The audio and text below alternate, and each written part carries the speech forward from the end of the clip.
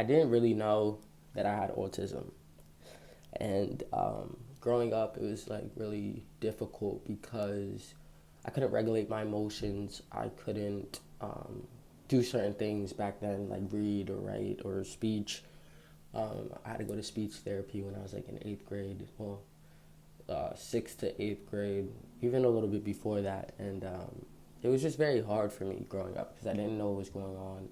I feel like a lot of people saw the signs, but autism looks differently in everybody. So just because I'm high functioning autistic doesn't mean that I don't have it. And just because you're low doesn't mean you particularly do. Or if you're challenged doesn't mean particularly do. It's just all about the brain waves. And um, I feel like growing up it was hard because my mom used to always try to make me feel like I was normal, and normal is not really a thing, but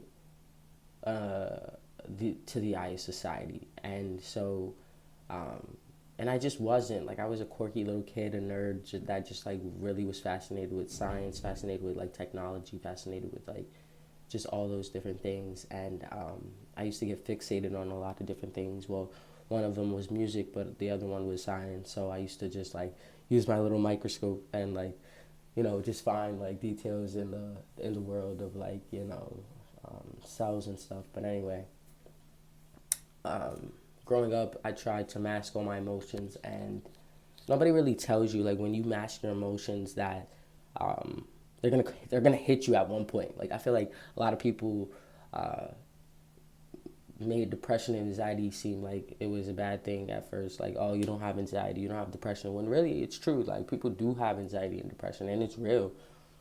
Same for autism. I feel like back then nobody really saw the signs because they only saw autistic people being at a certain level, that they didn't really realize it was a spectrum.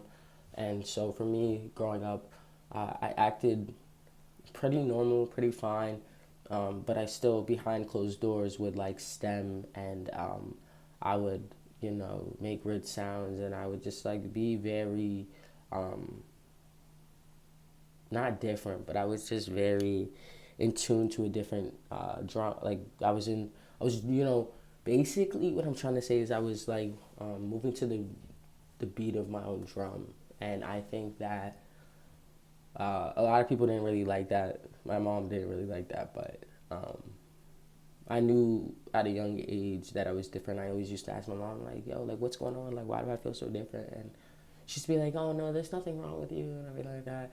And I think that's what a parent's supposed to say, because they're supposed to love you genuinely and for who you are.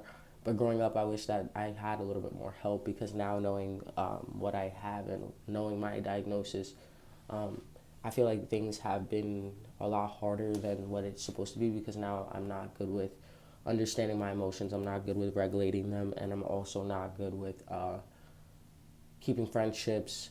I'm not good with social cues at times. I'm not good with like conversation. Even though when I'm by myself, I feel a little bit more comfortable. But other than that, like, I wish I knew a little sooner. And autism is like a really crazy thing, because it's like just because you have autism doesn't mean it looks a certain way. Doesn't mean that you're supposed to act a certain way. Um, what it means is that you are who you are, and you're special the way you are, and your brain is um, doing what it does, and that's just how it is. But a lot of people, when you grow up, they try to change your brain waves. They try to change who you are because they want you to be fit for society. And like, I just wasn't really fit for society. Not saying I'm not now, but I just really wasn't back then.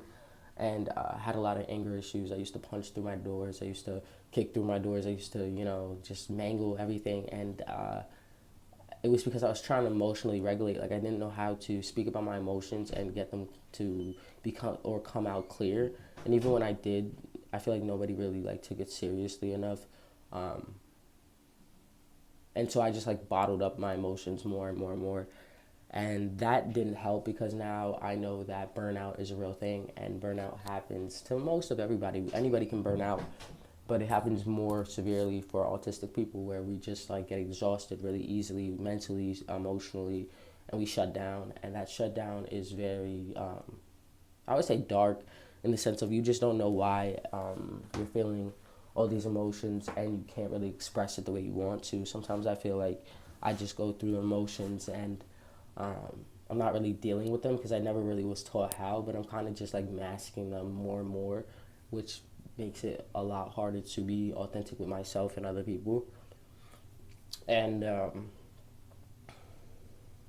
I think I'm just tired of holding that mask. I'm tired of being somebody I'm not really, in the sense of um, not showing my true colors because of fear that I'm gonna get bullied again, or fear that people are gonna make fun of me. Like, I used to be so scared of that growing up because people used to really bully me and treat me like nothing, in the sense of like who I was.